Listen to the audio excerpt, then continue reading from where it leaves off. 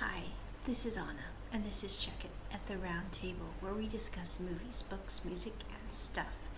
Today, we are discussing Red, Right, and Blue, the original Amazon movie based off of Casey McQuiston's New York best-selling book of the same name.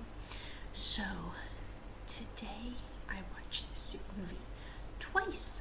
I was actually up because I'm living in Asia right now, so I got up early. I checked. It was like, it's supposed to come out at 10 ET time. What is that where I am now?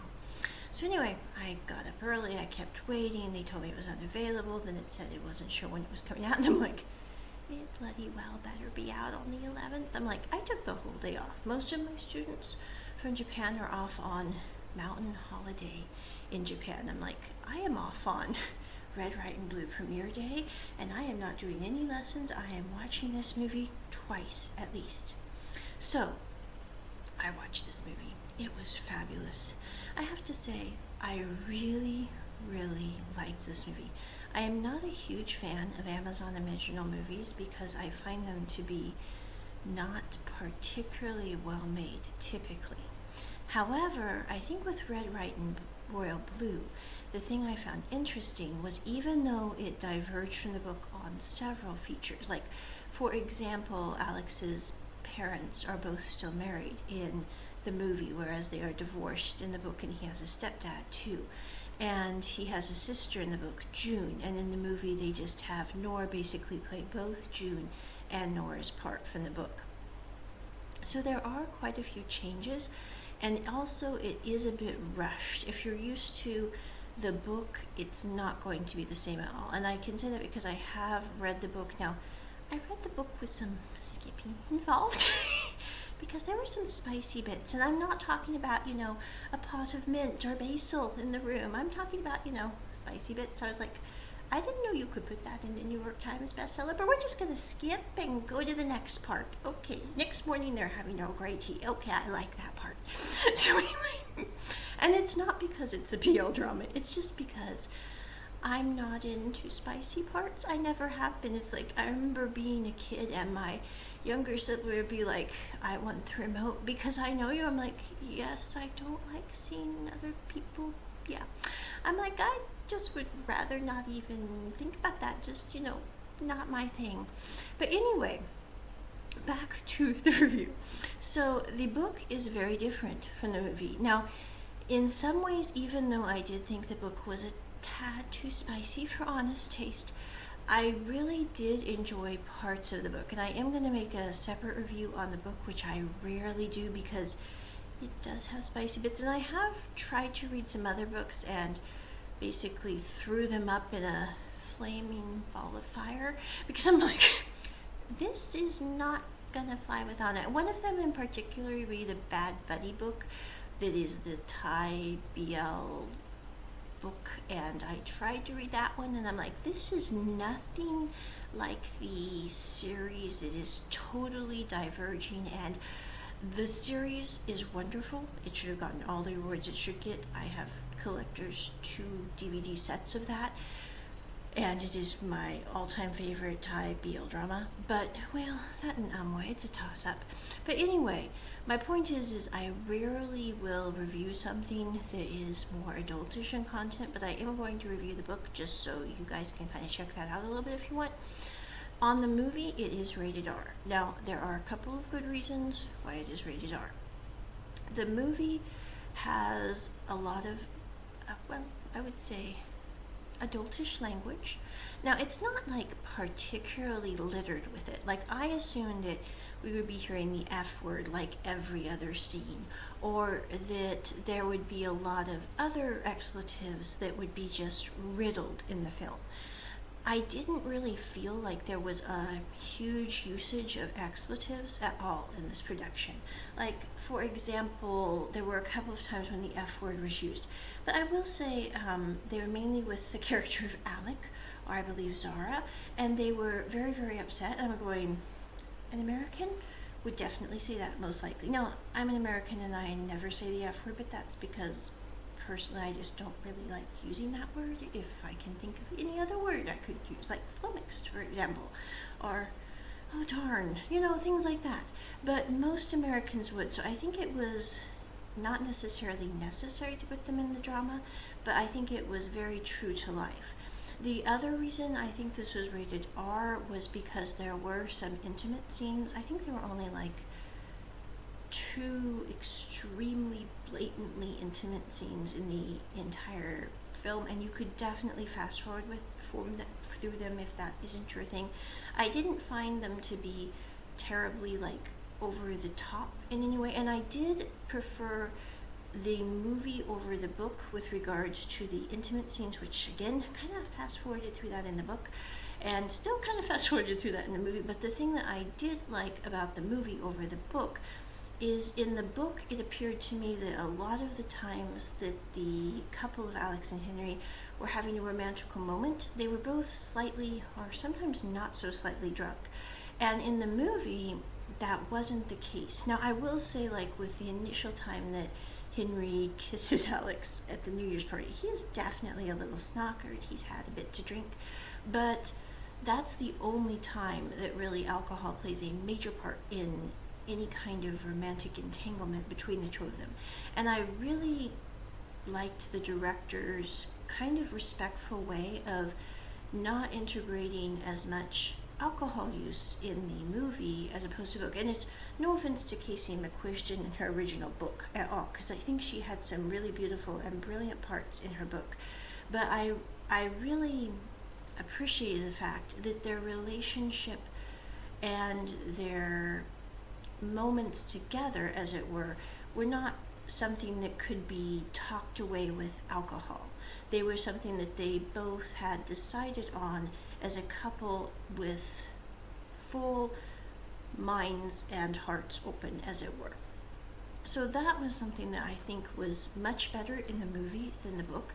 The other thing that I really liked about the movie was we have Henry portrayed excellent by the actor called Nicholas. I can't remember his last name, Gallivats. I'm not sure. I might be slaughtering that name. I've seen this actor before. He's one of the only, how do I say this, tall, blonde,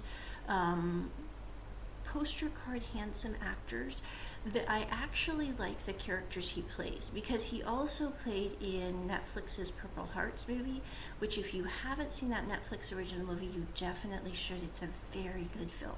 I'm not into Western rom-coms at all, but I really like that movie because it's basically about two people who have massive trust issues, massive hurdles to work through, and in spite of it all, they are there for each other, even when it's difficult.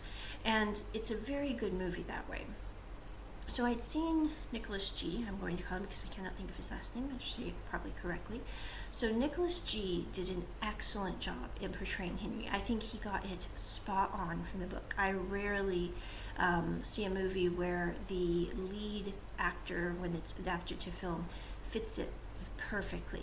In the same way, I think that the actor who played Alex did a really good job as well. I was kind of curious, to be honest, about how this movie would fare, so to speak, because even though I'm a huge fan of BL drama, and not because it's BL drama, if you want to go check out my reasons why I like BL drama, and it has nothing to do with being BL, you can check out that podcast. It's down the list from this one quite a ways. But anyway, the main reason that I really liked Alex's portrayal and Henry's portrayal in particular is because in Western dramas we often portray all homosexual males as being somewhat effeminate, and we also kind of make their relationships seem almost slapstick, which I find intensely annoying. It is not because I am against effeminate homosexual men at all, but I think that I am really sick to death of having to explain to my Japanese students, for example, that not are my Korean students, when we have free conversation and the topic of homosexuality comes up, which you would be surprised how much that comes up in free conversation sometimes. But interestingly enough, I am really sick to death of having to explain to them that not all homosexual males in America are like the gay couple in Modern Family, for example, because most homosexual male couples I have met in real life are nothing like the couple in Modern Family. They are more like, Magnus or Alec from Shadowhunters. They of course care for someone of the same gender, but that does not make them really any different from anyone else. It's just they love who they love. So I really appreciated in this drama in particular that we didn't really have a lot of that kind of under the surface, what I would call almost hostile environment with which we brought forth this story. So that was really refreshing. The other thing that I really liked is we had a bisexual character with Alex, which was portrayed in a very thoughtful way. Now, I will say with Alex's character, I almost prefer him better in the movie than I did in the book. Now, my reasons for that are because in the book, how do I say this? Alex likes Henry, loves him to death, but he's also kind of liking the other people around him and commenting on how they look and how attractive they are and what we would say have a roving eye, although I know he would never cheat on Henry because he's not that kind of person. It's still a little aggravating in the book. It's like there's a scene where he has, I think, Nora on his lap, Henry to his side, and he says basically the joys of being a bisexual are that I can enjoy both at the same time. Now, he's not thinking of sleeping with Nora. That's not the point. But basically, he appreciates both genders at once. And the thing is that is not what I think is the best way to describe a bisexual. So like with the character of Alex in the movie, I think we see much more accurately portrayed in a way is that yes, Alex does like to date girls sometimes, and he does like to date guys sometimes, and he has had some relationships with guys in the past, and he is like kissing some random girl at the party because he's drunk and stupid. And the other thing I will say is it's important to keep in mind that even though Alex looks like he's older, I think in this movie, he's only 21 in the story. So I'm like, when you're 21, you're not always making the best decisions, especially when you're at a New Year's party and there's alcohol involved. I'm like, that is not the best time to be, making your best cognizant decisions. No. Now, I will say though, when he is in the movie kissing random girls at the party, he is not in any relationship with Henry at that point, and it's not, in Anna's opinion, a good thing to do, but it's not something that I think makes him seem like he's got a roving eye, because he doesn't have any idea Henry likes him at that point, and they haven't started the relationship. And once Alex and Henry start their relationship, Alex is not messing around with anybody else in the entire movie for the rest of it. So I really did like that portrayal. Now, I will say that as person who's extremely logical, I much prefer thinking about people as just liking who they like regardless of gender, like people who are pansexual. I have some friends who are pansexual, and I think in many ways, to me, because I'm extremely analytical and I overthink things to the nth degree, that I tend to like pansexual characters and their relationships in film over bisexual characters and their relationships portrayed in film. Now, the reason is, it's nothing against bisexuals and their relationships, and it's nothing for pansexuals and their relationships. The reason that I prefer the portrayal of pansexuals to bisexuals is because really gender has nothing to do with why they like someone. I myself am not a pansexual, so it's not because I'm like pansexual that I'm endorsing pansexuality or saying bisexuality is wrong, because I don't think bisexuality is wrong or pansexuality is right. It just is, as a viewer in a drama, I tend to prefer pansexual characters because they like their person basically for their essence.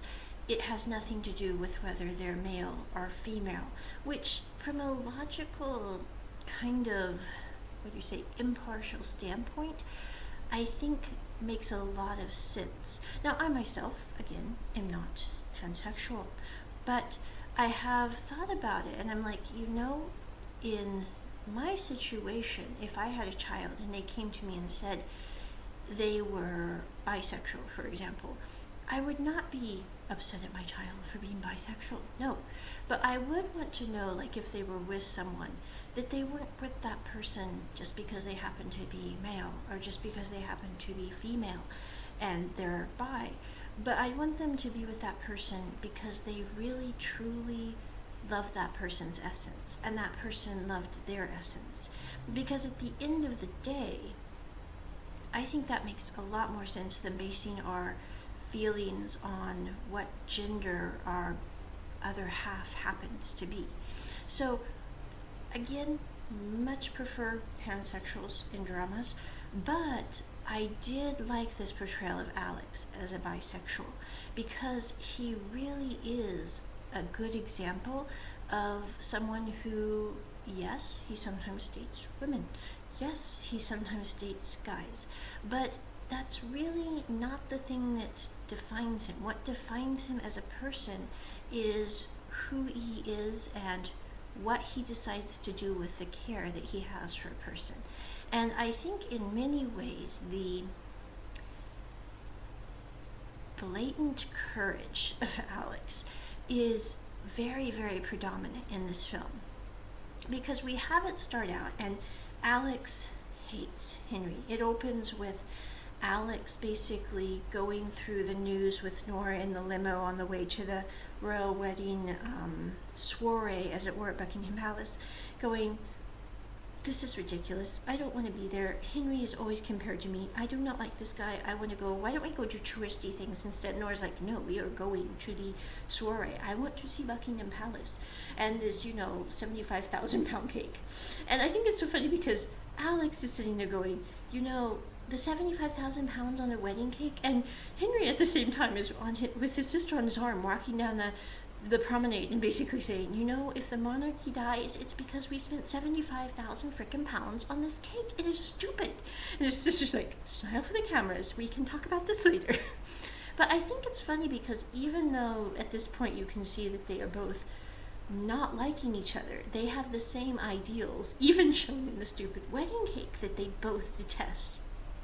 So anyway, the wedding cake is turned over because Alex had way too much to drink at that wedding. I'm thinking he had bourbon, like 5 cups of bourbon or brandy, and I'm going, what in the world would possess you to drink 5 freaking cups or, half cups of bourbon at an official soiree when you are supposed to be there to represent the United States to the United Kingdom, and you totally blow it because you decide to get drunk because you're offended that the prince kind of walked past you. I'm going, it's not a good combo. But anyway, the cake tips. The 75,000 pound cake ends up in a smashed mass on the floor. At the end of the day, once it's done being a smashed mash on the floor, Alex and Henry kind of have to do damage control. So Alex ends up getting a talk down by his mother. And Zara then hits him with the pillow a few times, tells him he has to get back on that frickin' plane and go back to merry old England. And he's like, what if I, light myself on fire? She said, well, if you do that, we'll ship the ashes to Heathrow. I'm like, Zara is kind of like the older sister that you don't love, but you also don't hate because, well, she sometimes does what's needed. So anyway, Alex goes back to London, gets a few pictures handshaking with the prince, ends up going to a interview that is just a total disaster, but is very, very hilarious because Alex is trying to annoy Henry. Henry is trying to annoy Alex. Alex says that Henry does great freestyle raps, and Henry in retort says that Alex does a great Barbra Streisand impersonation. It's kind of a disaster.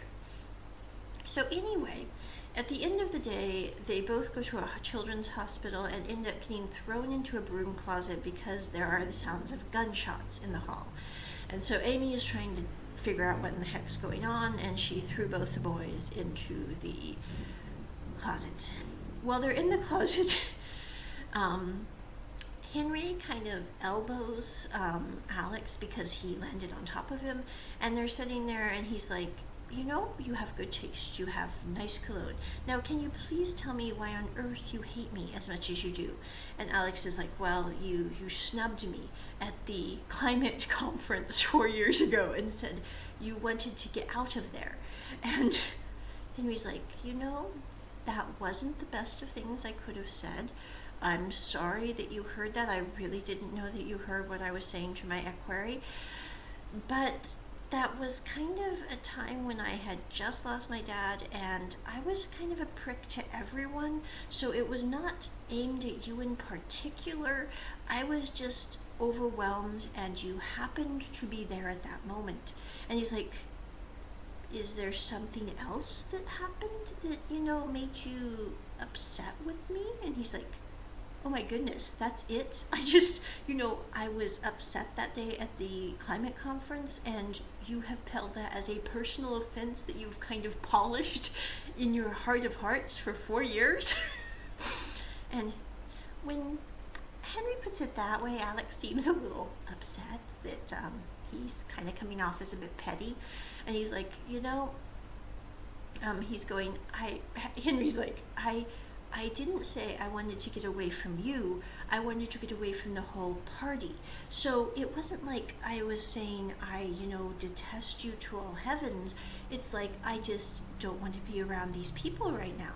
And Alex is kind of like, well, when you put it that way, I sound a bit like a prick. And then they get out of the coat closet, and it happened to be fireworks that a kid brought in for his friend at the children's hospital.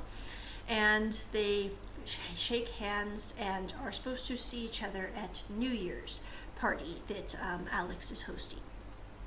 So Alex has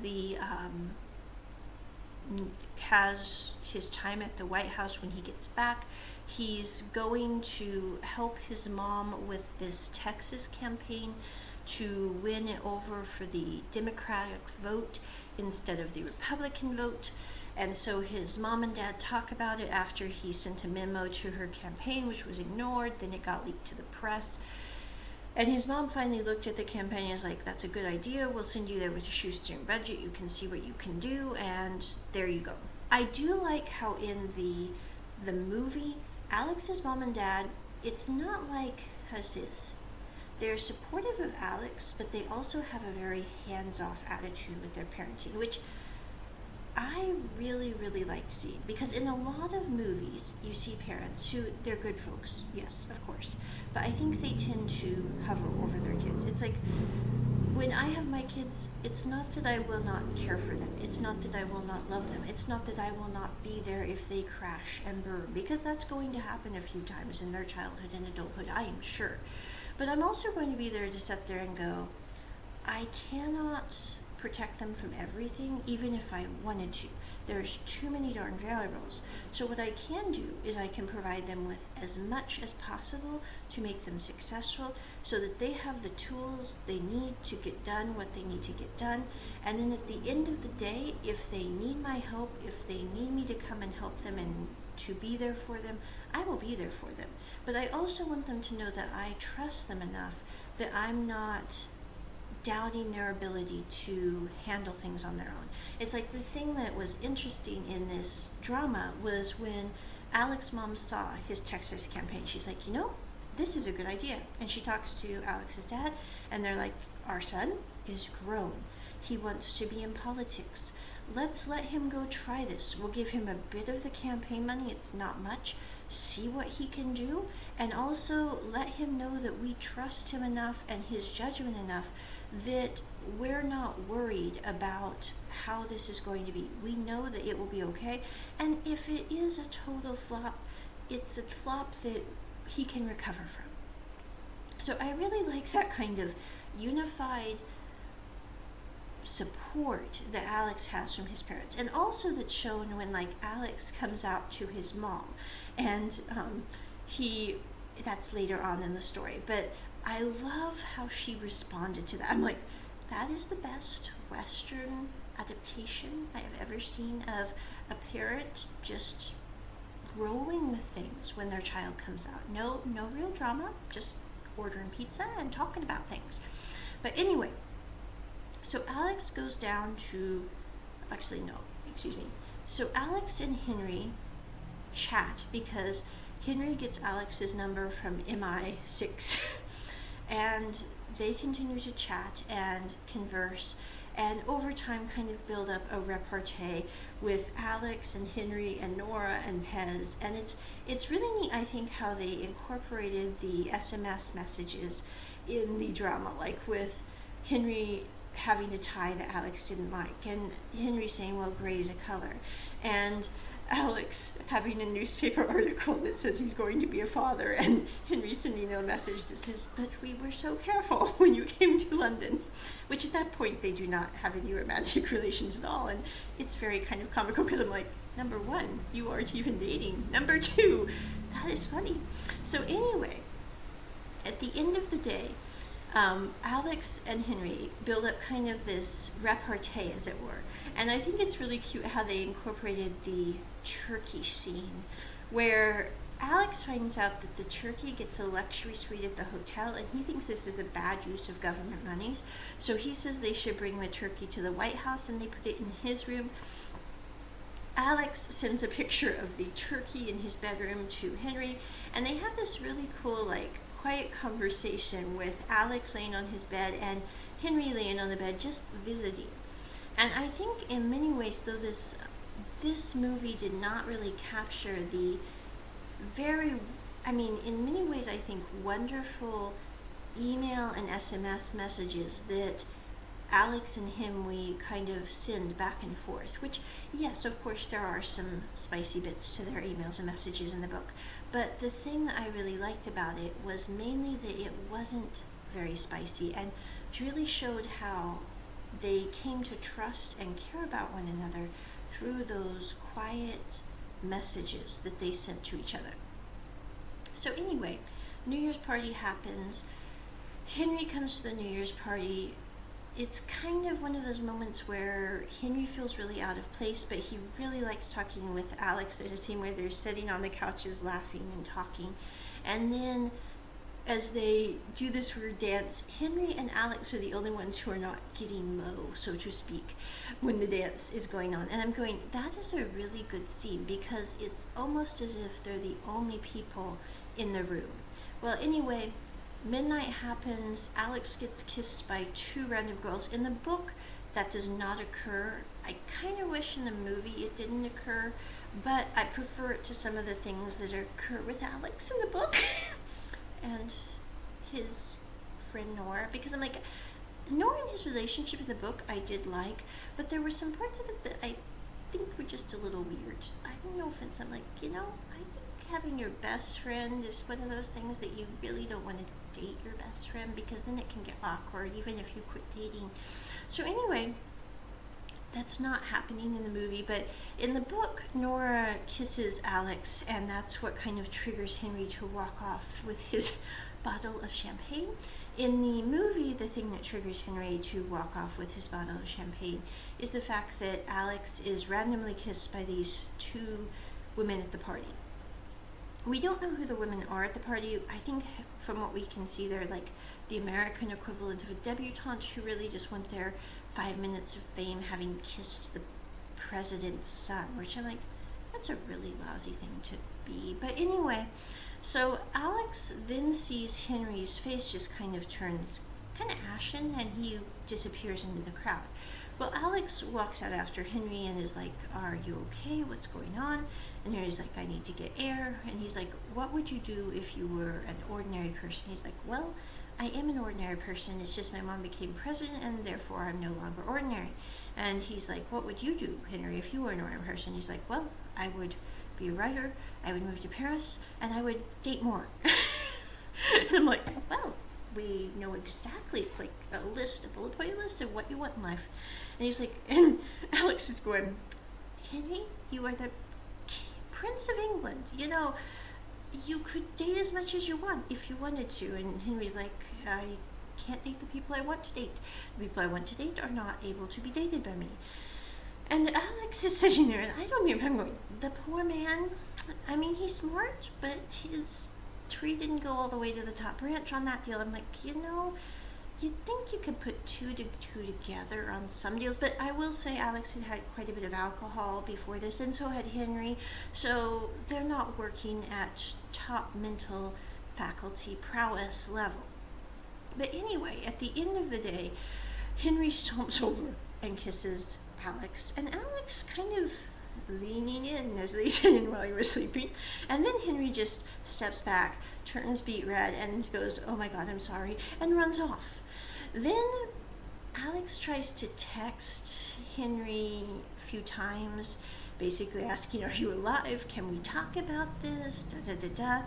He then goes and talks to Nora, who she says, Henry, and New Year's, he kind of kissed me, and I'm not sure what to do with this. And Nora's like, well, I kind of saw that one coming, but I'm here for you. We can talk about it. He's like, how did you possibly see this one coming? And Nora's like, well, Alex, Henry is kind of gay. Like, I love how she says, like, the first 50 rows of Gaga, gay.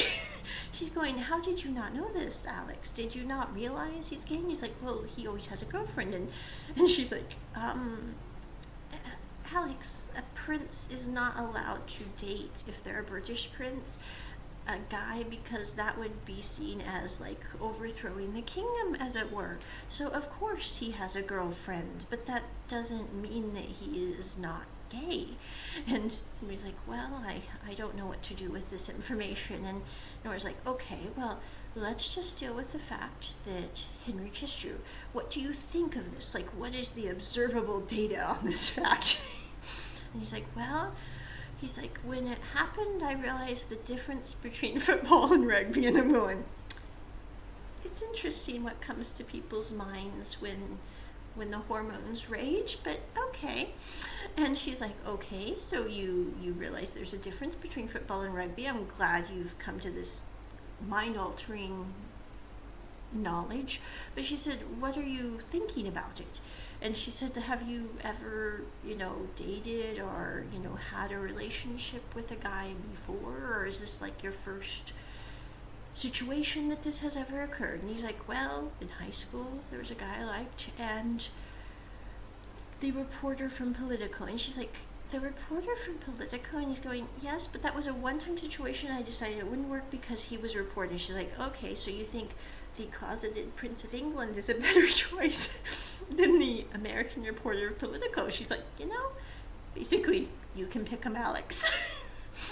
But anyway, she's like, well, what are you going to do about this situation? He's going, well, Henry is supposed to be here for the Prime Minister's dinner, so I will try to talk to him then. Do you think he'll talk to me? And she's going, well, we'll have to wait and see. I don't know. So anyway, the dinner happens. They have not really a conversation, more like a head-smashing moment in a pink room, red room, I don't know. Anyway, Amy takes care of that and then is like, walks in and goes, hi, time's up, but yeah, and then poor Henry is really looking at the books very, very studiously at that point. So anyway, then they have their dinner together. In the book, they had dinner first and then had that moment in the red room, but anyway, whatever. And plus, I really missed the part that they plied Henry with profiteroles. I'm like, that would have been nice to add that. I'm still not sure what a profiterole is. I think it's something chocolate or maybe pastry. I don't know. I'm going to have to Google that. But anyway, so then they have a moment in Alex's room.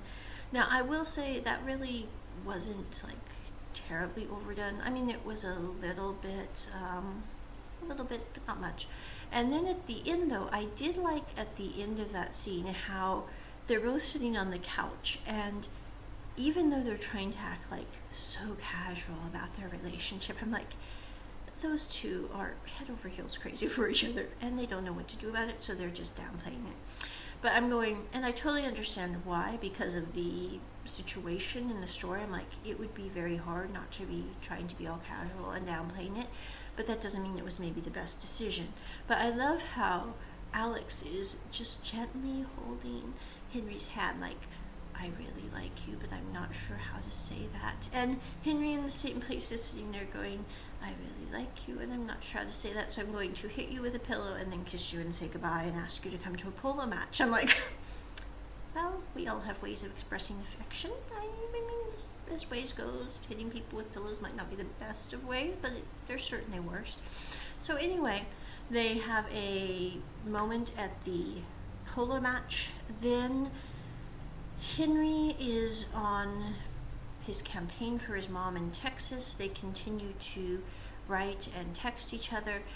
The Democratic convention happens, and Alex is at the convention. He gives a speech for his mom's campaign there. He then meets the Miguel guy from Political. I'm still not ever sure what Alex saw in Miguel. I mean, no offense, I'm going, I don't mean it weird, but Miguel is like a loser times 7, and it doesn't take a brainiac to see. I'm not saying that people cannot redeem themselves. I'm not saying that Miguel could not become a very good person if he had a fire lit under his hinder parts, but I am saying that I find it highly doubtful, and it's so darn obvious. I really don't know, because Alex tends to have a good judge of character in the book and also in the movie, but I'm like, what did he ever see in Miguel? I mean, I know he was drunk, and that might be the biggest stipulation there. I think, yeah, that could definitely be it. Okay, moving on. So, he sees Miguel at the convention. Miguel basically tries to sidle up to him at the bar and say, well, we're both staying at this hotel. And Alex is like, do you ever think I would be with someone who basically took my information that I didn't even give you to the press and wrote an article without my permission? Do you really think that would work? And he's like, well, I guess I don't now, and walks off. And Alex is just kind of, or no, Alex walks off. And as he's walking off from the bar, he sees Henry coming up with Amy, because Henry has arranged to meet Alex at the Democratic convention. Now, I will say, both in the book and in the movie, the timing of the situation with Henry coming to meet Alex, in the book it was because of Raphael Luna deciding to switch from being Democratic to Republican. There's no Raphael Luna in the movie, which I kind of like, because we don't have to deal with the whole Jeffrey Richards being a predator thing, which I'm okay with not having in the movie. But Raphael Luna was in the book, and that's the reason that Henry came to kind of give Alex a bit of a calm moment in the middle of all that trouble when they switched sides, when Raphael switched sides. In the movie, he's just there because Alex has been campaigning like crazy in Texas, very little sleep, literally collapsing on the bed in a heap at the end of the day, and he's like, I could be there for Alex. We could have a bit of a moment, and that will kind of relieve Alex's stress at the Democratic convention. I'm going, I totally get that Henry's heart was in to be there for his person, but I also totally get that that was really like the worst possible place that Henry could have been with Alex. So anyway, the next morning, Henry and Alex are totally conked out at about 7 a.m. and Zara shows up at the door to tell Alex he needs to get down there and do some interviews for his mom. And she hears voices in the hotel room, and she's like, I am coming in. Who on earth did you get? And I do understand, I mean, how does this? I do not think Zara handled the situation well at all, because I'm going, Alex is an adult. Alex is 21. Alex can do whatever he wants within reason with whomever he wants, and he should not be getting judged for it. But I also understand Zara's perspective, because I'm going, it really was the worst possible place for Prince Henry to show up and have this clandestine moment, as it were, with all the reporters. And she's sitting there going, I can do damage control, but I cannot do damage control for certain things, and we have no preparation for this on how we're going to breach this with the press. And Zara had no idea this was going on either. So Zara rocks in on Alex not dressed and she's like, and Alex is going, Zara, can you please at least let me get my clothes on? And Zara is like, you know, you had someone in here, and you had someone in here with their phone who God only knows what they were recording on their phone. So don't sit there and act all okay, because your mom is literally getting ready for her election campaign, is almost done, and you did not have this person sign a NDA, because I have all the NDAs of every person you've basically been with, and we are in a passel load of trouble. So she's walking around the apartment, or the suite, trying to figure out who on earth this woman she thinks is, when she opens up the cupboard and finds Prince Henry in boxers and a white shirt, which is better than she found Alex, I will be the first to admit, but she's sitting there trying to breathe, because it's not so much, I think, that the fact that Alex is dating a guy that's bothering Zara really at all. The fact that's bothering Zara is she had no idea that Alex was dating the spare heir of England, and this has so many political implications that are running through her brain at the moment. So anyway, Zara is sitting there trying to breathe, trying to stay calm, and at the end of the day, she's like, you know, would it make any difference if I told you never to see the prince again? And Alex is like, nope, that's not really going to change my mind on this deal. And so Zara's like, okay, then what we're going to do is I am going to go downstairs and wait for you in the lobby, and you will be down as soon as possible, because we really do have to do those interviews for your mom's election. And you, she says to the prince, are going to get on a plane and go back to merry old England, and I want you to have a crumpet by this afternoon, so no one even knows that you've been gone. Because if they find out that you have been here in the Democratic Convention Hotel, I will Brexit your head from your body. And she toodles off and leaves the two boys to figure out how to deal with that. So anyway, she also does not tell Alex's mom that Alex is, number one, bi, and number two, dating Henry. She's like, that is not my deal, and that really is the least of our problems right now. The main problem is he's here in the Democratic Convention, and this is a problem. So she leaves. I'm guessing she probably went and got a bit of a caffeine patch or something. And the next scene, we switch to Alex going to talk to his mom. And Alex goes up to his mom and is like, you know, I've been figuring some things out, and I've met someone, and it could have some implications for the campaign. And his mom's like, oh, sweetheart, I'm so glad you've met someone. She's like, is she a Republican? Is that the problem? Because I'm really failing to see why this would have implications for the campaign, and I'm just so happy you found someone.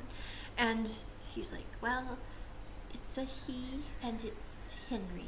And his mom kind of stands there, and she sits back down in her president chair, and she's like, the Prince of England, okay. And she grabs her phone, and Alec, I think, is having all these terrible things come through his mind, and he's like, and she's going, we need pizza, and we need it now. And then the next thing you see is she's curled up on the sofa with Alex, and she's like, you know, it's okay. I'm not, you know, she's like, I'm happy you found someone, but you really do need to think about if this person is going to be a forever situation for you, because this is one of those relationships that even if you guys don't work out as a couple, if it continues and the press finds out about it, etc., this is going to stick with you, and this is going to stick with Henry for the rest of your lives. So you really need to think about if this is something you want to continue on the path of, if you really feel forever about him. And she says, and you need to talk to your dad about it. So, and then she gives him the updated talk, because she didn't give him the updated talk when they first had the talk. When he's in high school, he's like, oh God, Mom, I don't want to hear this from you. But I'm like, you know, I think it's good to have the updated talk. I'm like, it was done in a very quick manner with informational pamphlets that she could have sent over. I'm like, I've had the talk with kids, but it's not that kind of talk. It's like, I think it's so funny because all my friends are like, you're having the talk with so and so. I'm going, why does everyone always think that the talk involves the S word? Sometimes the talk involves other things like life lessons, things that we need to do, how we need to treat others, but it does not always involve the S word. So anyway, I'm like, why do we always think the talk has to involve the S word? Sometimes we have to have the talk on being a good humanoid to other people. Sometimes we have to have the talk on how, if you drop a blazing marshmallow on the carpet of the living room, I am not going to get upset at you because we have a fire extinguisher if you cannot stomp it out. Had that talk about a year and a half ago. I was like, the kiddo that was visiting me at the time, I'm like, you should have seen their face. They were so stressed out. And I was like, we need to have the talk about if you do light things in fire on Anna's house, I'm not going to get mad about it because I was a kid once too. I used to be 12 and incredibly clumsy, and I lit way more things on fire than I would care to admit. And I survived, but I would have survived far more if I had had parents in my life that didn't yell at me about it. So I'm like, I don't see the point of getting my blood pressure up yelling at another human being. For one thing, yelling would make my voice sore, and I don't need that in my life. So it's like, nah, blood pressure's better. Just stomp it out. If we need to get a new rug, we will get a new rug. So anyway, those are the talks I normally have. But I did admire Alex's mom and her talk. It was short, subtle. Not really subtle. It was like blazing billboard kind of level talk. But still, she managed to do the talk shortly, briefly. And anyway, Alex then goes with his dad and Nora to the vacation house they have that they got after his mom got a book deal. And his dad is there. He also invites Henry and Percy to come to... I did like how they called him Pez in the book more. I'm like the candy dispenser. Yeah, candy and the candy dispenser. But anyway, so they all go to the lake house. And while they're at the lake house, Alex and Nora and Percy and Henry all go for karaoke and way too many tequila shots at a local bar with Amy standing there by the door. And it's in the middle of that night that basically Alex is looking up at Henry singing, I am a supersonic man. I'll make a supersonic man out of you. And I'm like, that is funny. But it's at that moment that Alex really kind of has it hit home that it really is forever for him, that he doesn't want to think about living life without that person. I think it's kind of interesting because usually in our life we have moments of crystal clarity. Sometimes it's with people in relationships, sometimes it's with just us ourselves. I love how, like in Shadowhunters, when Alec comes out of the New York Institute and he thinks that Magnus died because the soul sword was lit, and he finds Magnus and he gives him a hug and he's like, I love you and I care about you and I want you to know that. And I think that really is kind of a pivotal moment in both he and Magnus's life. And Magnus basically says the same thing to Alec. He's like, I was terrified for you the same way you were terrified for me, and I really, really care about you too and love you.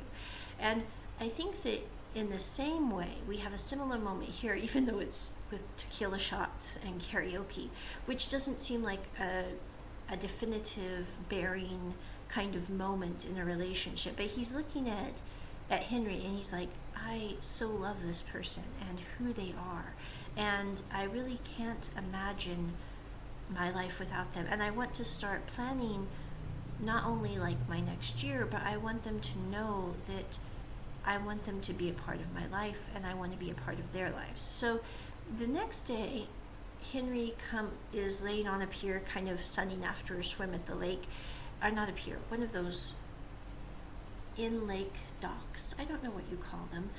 But anyway, so he's there and Alec comes up and kind of shakes himself all over him like a dog.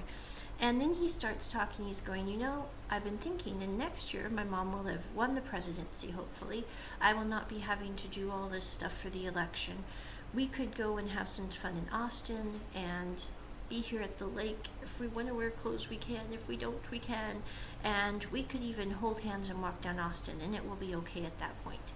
And I think in many ways it really shows the open heart and yet naivety of Alex, because Alex is only 21, and Alex also hasn't had a lifetime of basically crap spoon fed to him, and I hardly ever use that word, but I think it's appropriate in this context, like Henry has, where he's been told that he has to repress until there's nothing left of him. It's like there's a very touching moment when he is in Paris with Alex, and he basically says that Prince Henry belongs to Britain and Henry Fox only belongs to himself until he vanishes. And I think in many ways that little moment where Alex is sitting there in Paris or standing there in Paris and says, well, can't Henry Fox ever belong to someone else?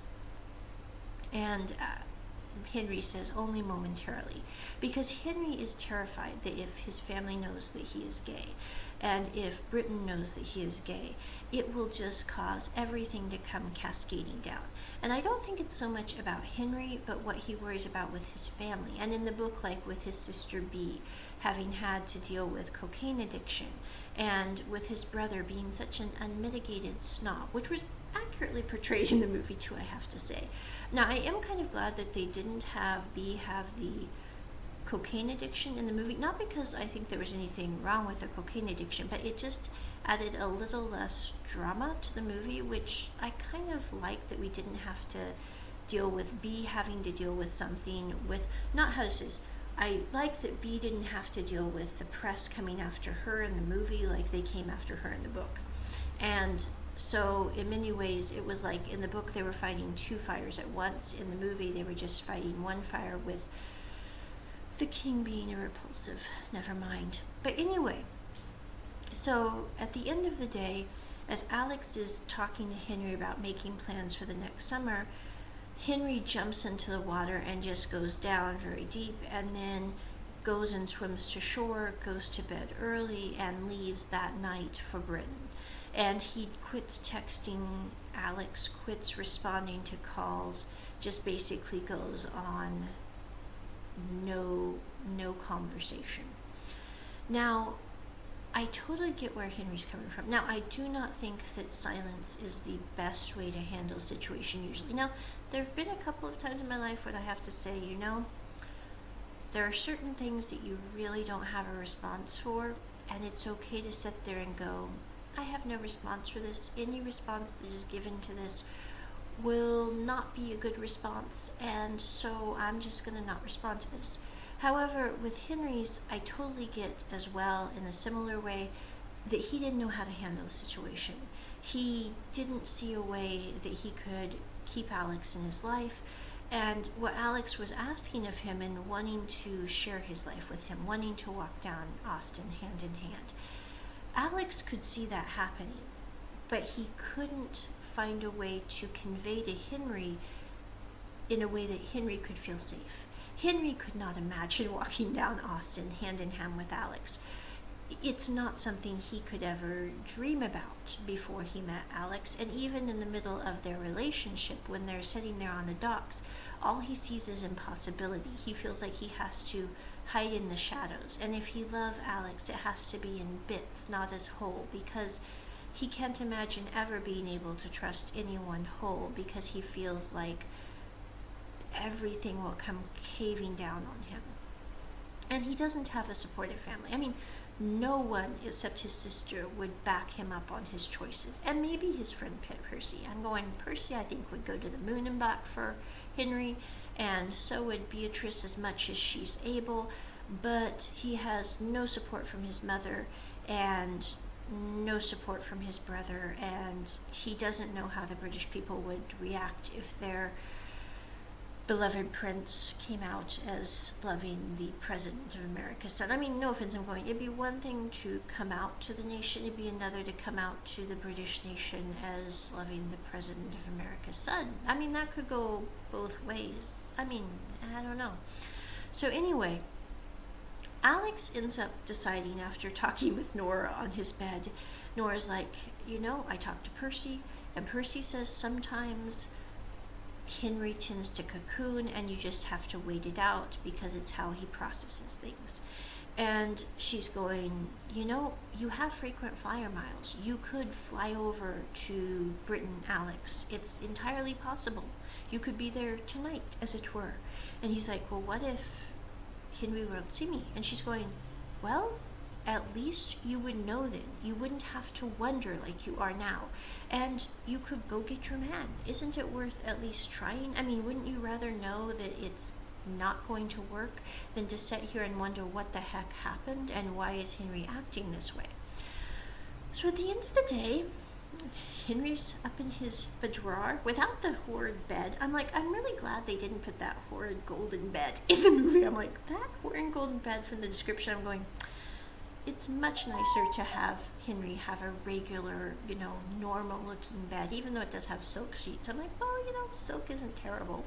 So anyway, so he's sitting there on his bed, and one of the maids comes in and is like, I'm sorry, Your Highness, but Mr. Diaz is outside at the gate yelling that he demands to see you, and what you want us to do about this? And so Henry goes downstairs, and he's like, you can come up, but you can say what you need to say, and then you can leave. And Alex is going, Henry, I don't understand this. We were having a wonderful time.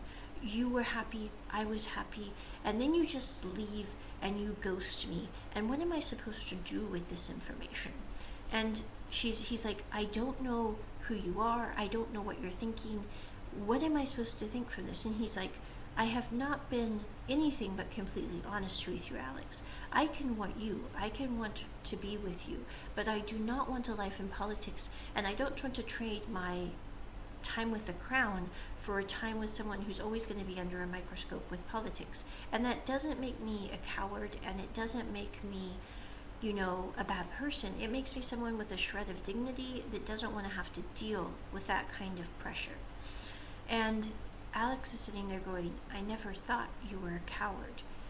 And I will leave, but I'm not going to leave if I think that there is any chance. I think it's kind of bad because the actor who played Alex actually said that wrong grammatically. He said, I will not leave if I didn't think there was a chance with you. So I'm like, that's totally not correct English. It actually means the opposite of what he meant to say.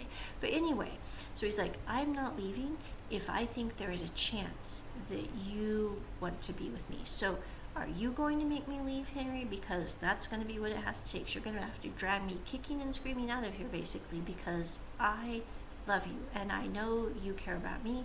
So even if you don't want to say that, you're going to have to tell me to leave to my face in order to get me to leave.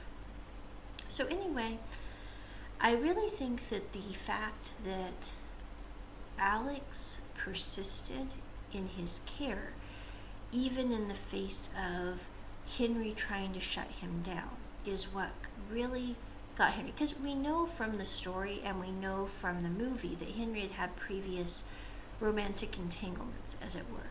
But I don't think he'd ever had anyone willing to fight for him like Alex was willing to fight for him, because I think he really knew with Alex that Alex, like in the book, in this scene, basically Alex, in the book, Alex is talking to himself and says, I will love this crazy, never mind head forever. And I'm like, that's not very polite, but he really will, in that Henry knows that Alex loves him for who he is and really gets him more than probably anyone Henry has ever been with.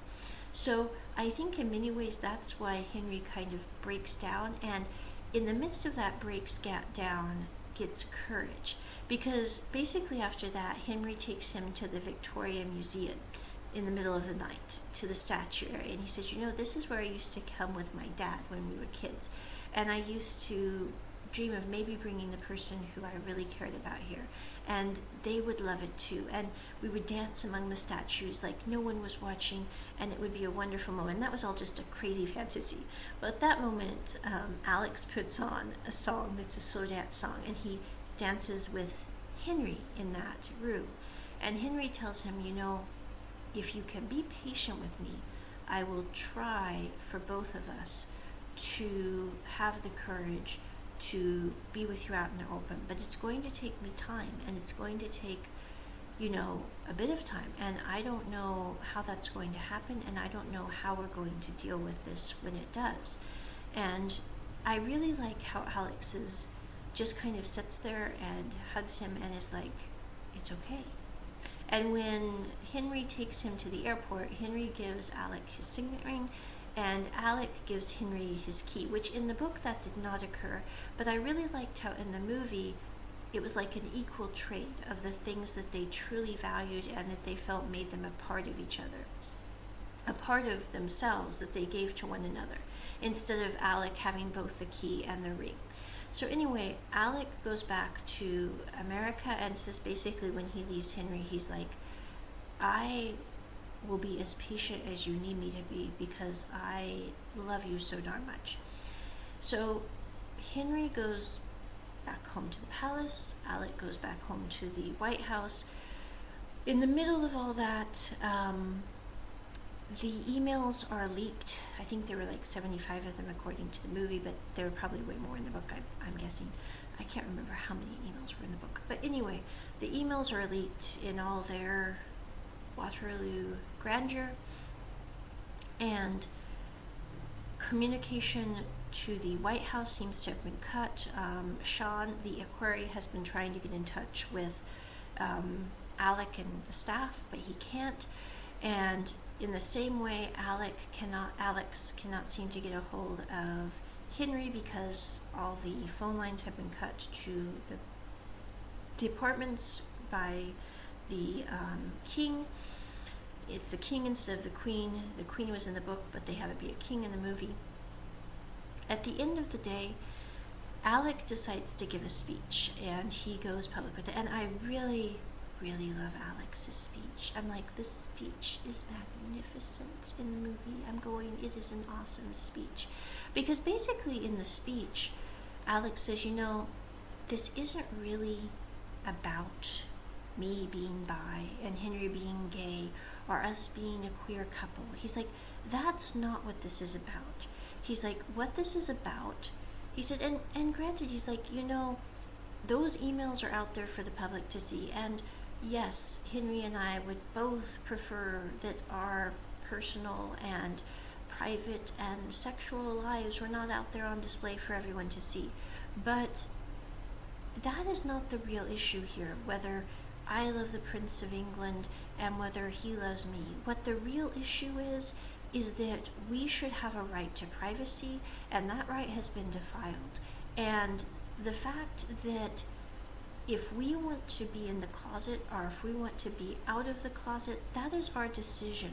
And that should not be a decision that should be made by someone else. He's like, you have a right to come out if you want to come out, but you also have a right to not come out if you want to not do that. And you have a right to decide that on your own terms, and that should not be taken from you by anyone. So he's like, the main problem that we're dealing with here is the fact that privacy has been violated, and that should never have occurred. And as he's giving his speech, you also see Henry, and I'm going, it's such a terrible situation because Henry is sitting there literally having a panic attack as he gets ready to go deal with his brother, who is just an awful human being, who decides to lambaste him at his house for a while because he's come out as gay, and oh my goodness, we cannot have that. I'm going, number one, it's none of Philip's business what his brother is or is not. I'm like, Henry's not going to be coming out at you because you're straight. Oh my goodness, whatever will we do? I'm like, it really is one of those things. I'm like, I've never quite understood why people get mad because someone is gay or because someone is bi or because someone is pan or, whatever someone is. I'm like, we don't get mad because someone is straight. I love that scene in Love, Simon, where he's like, why is it that we always have this big to-do when someone comes out? He's like, we don't have this when, oh my goodness, our daughter likes boys. Oh, I'm okay with that. I'm like, seriously, I really think that people need to think about things like that sometimes. It's like, why is it that we think that people are, and they're orientation is something that is or is not, you know, our our business. I'm like, it really isn't. I mean, in the grand scheme of things, it's like it doesn't, it's none of our business what someone else is or isn't. So anyway, but at the end of the day, I really like how Alex has this very short speech, but basically says, you know, our privacy has been invaded, and our ability to come out with this in our own way has been invaded. And someday, I hope that both me and Henry can be a couple in public in the way that we want to be, and not in the way that this has happened. And then he says, you know, that's a big issue. But the other smaller issue is, he's like, I have fallen in love with this person. And this person happens to be a guy.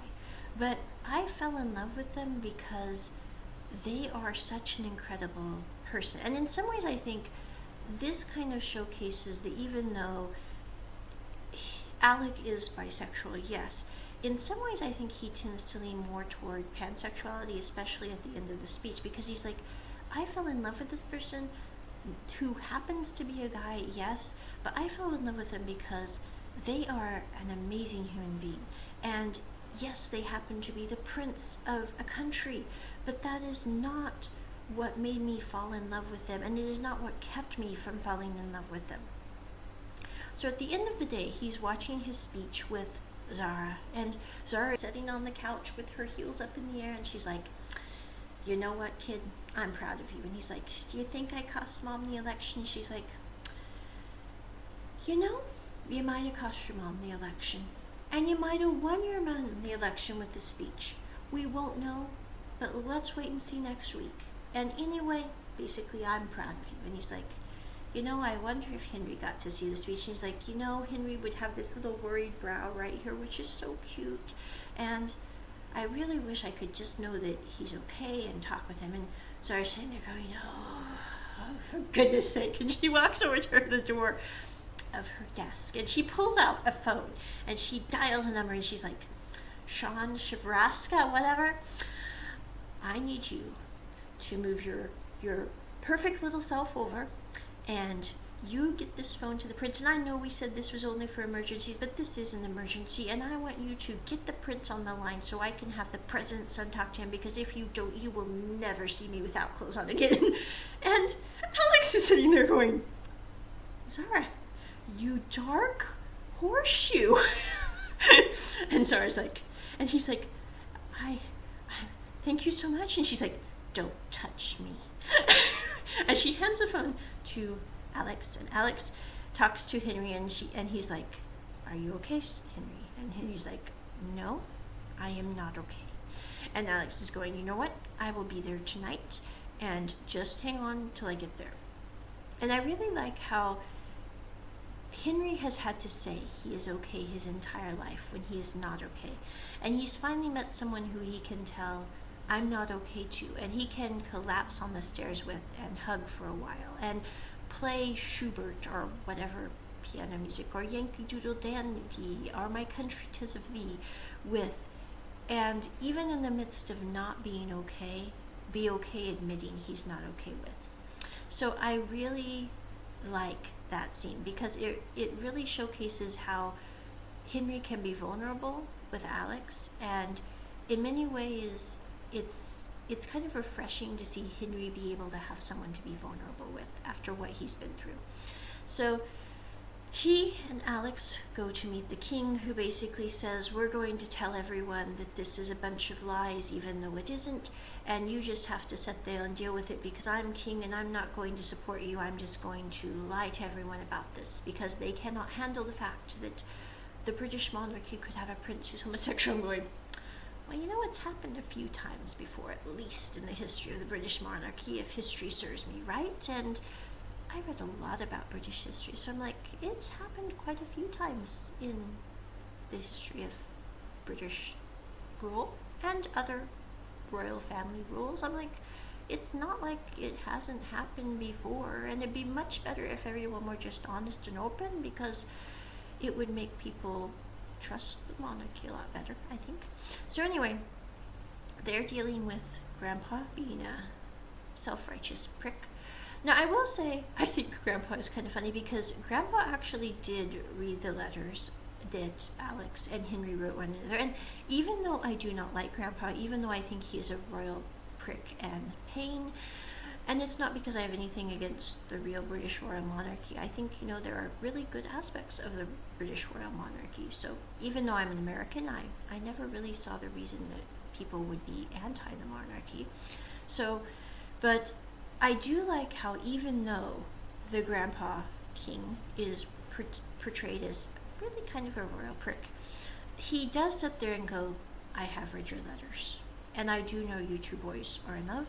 And I do know that even though sometimes your love may be expressed in less than idyllic terms in those emails, I have no doubt that you care about each other. Whereas Philip, who is still a royal prick too, and I'm not saying it because they are royal, I'm just saying they are pricks and they happen to be royal, is sitting there going, why would I read your emails? And of course you don't love him. And Henry is sitting there going, if you read our emails, you would realize that we really do care about each other.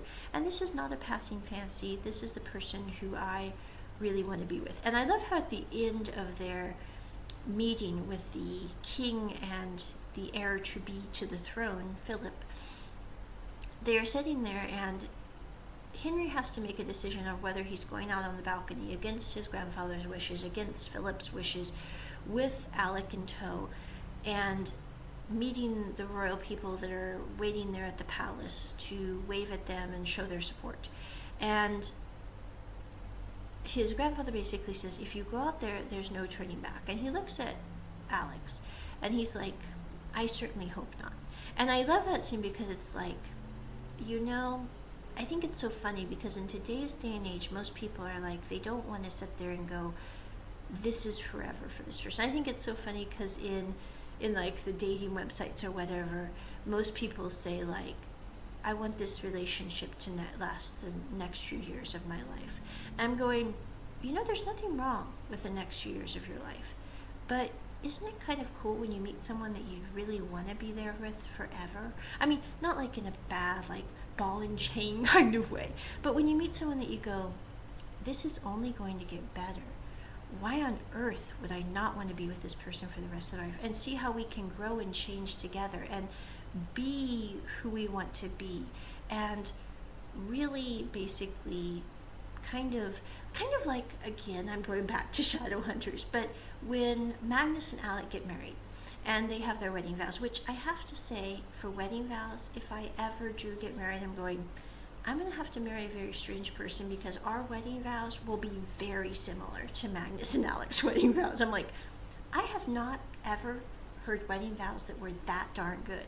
But basically, when Magnus and Alec are getting married and they say that they basically want to be there to help the other person reach their greatest heights. I'm like, in many ways, I think the scene where Henry takes Alec's hand and he's like, I certainly hope so, it'll be forever and we can't go back on this deal.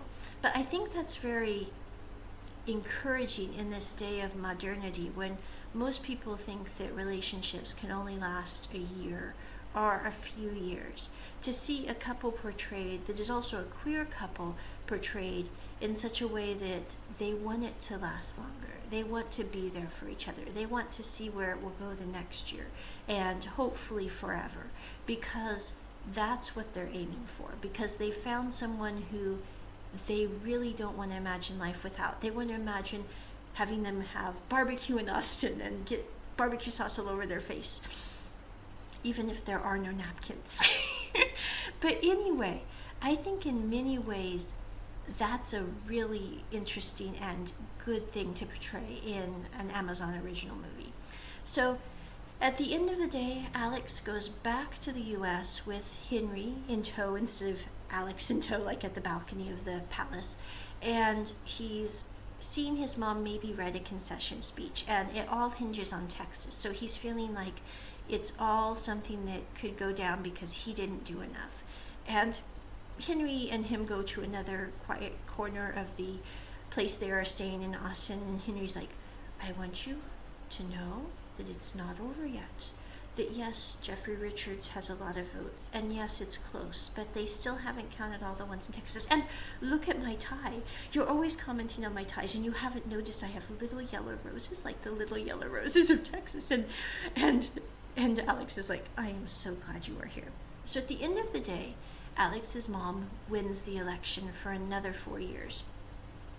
And at the end of the day, Alex asks Henry if he still has that key, and he takes him on a bicycle. They go on bicycles to his old house, and they open up the door, and Alex says, we won.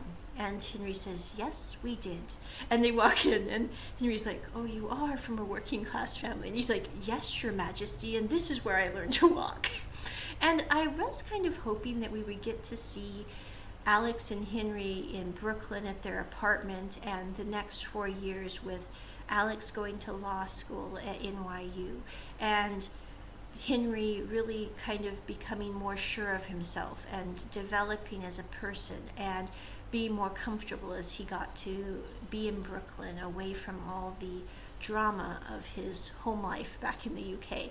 But I did like how they ended this, because I'm like, it's about coming home, and it's about winning. And for Alex, home is symbolized by that key around his neck, and by having Henry there with him, and that signet ring on his finger, and being able to bring Henry to his house, and being able to have that moment with him, I think was excellent in portrayal, and I think it was a good way to end this.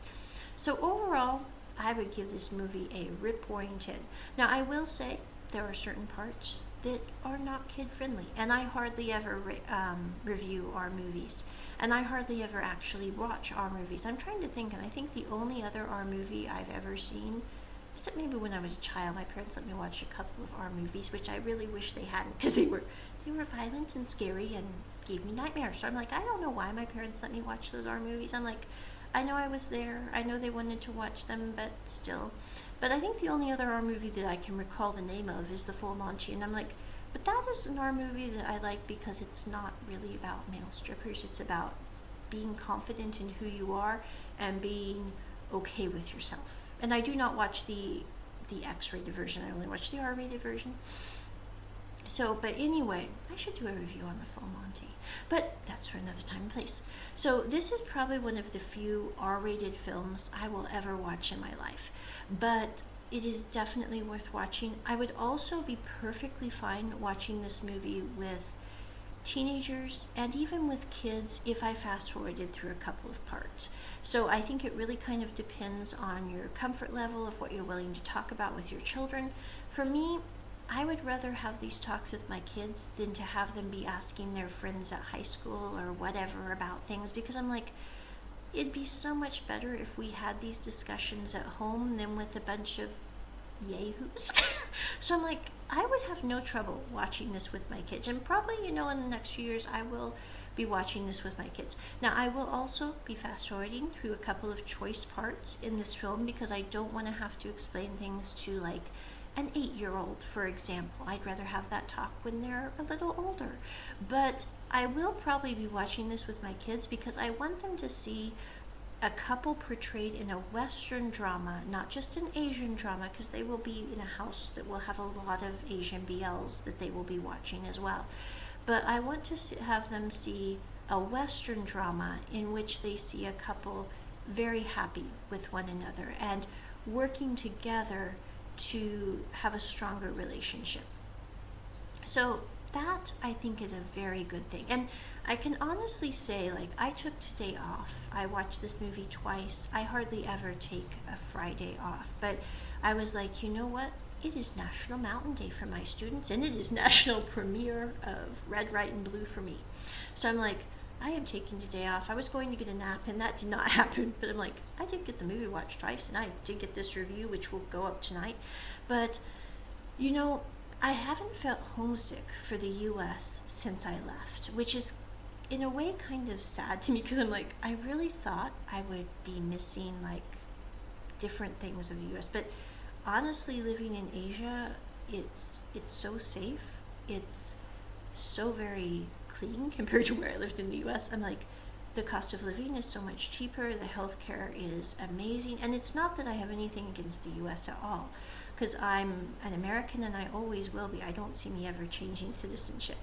But watching this movie made me a little homesick for the States. And the reason is when Alex and Henry are throwing their bikes on the yard and going into their house and saying we want, I'm going, that is truly kind of an American mindset. The kind of the whole devil may care, we're going to try to do the right thing even if it hurts, even if it's uncomfortable. And it's not just an American thing, because I'm going, there are many different cultures that have that same mindset.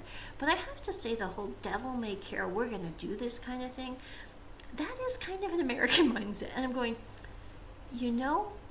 I haven't missed the States till I saw them throw those bikes on the air. I'm like, I do miss that kind of attitude. But I think one of the reasons I kind of left the States when I did was I was seeing a lot less of that attitude. I was seeing a lot less of that can-do spirit. And I'm hoping it comes back with a vengeance. I'm really hoping that we see more of that as time goes on. I don't know if we will. I don't know if we won't. But I'm like, I really liked that can-do spirit that was seen in this movie with the character of Alex being an American, being from an immigrant family, being the kind of person who's like, I'm going to fight for this because I believe it's the right thing to do, and if other people decide to come against me, I'm still going to fight for this. I'm like, I hadn't missed the US for so long that I'm going, it's been like 9 months, the same time as having a baby, and I'm like, I finally missed the States a little bit. Even when I was in Vietnam for a while, I'm really not happy in Hanoi. I'm like, those were kind of the worst 10 days of the last 9 months. But I'm going, even then, I didn't really miss the States. But watching this movie, I'm like, I do kind of miss that part. So I'm really thankful for the people that made Red, White, and Blue. I hope it's a rip-roaring success. And I know this review is even longer than the movie itself, so I'm sorry. I kind of rambled on and on. But I hope you guys check out the movie. I will drop links in the description for the movie, for the book. You can also get a collector's edition of the book, which is available on eBay, etc. But this is my review of Red, White, and Royal Blue. Check it at the round table. Bye!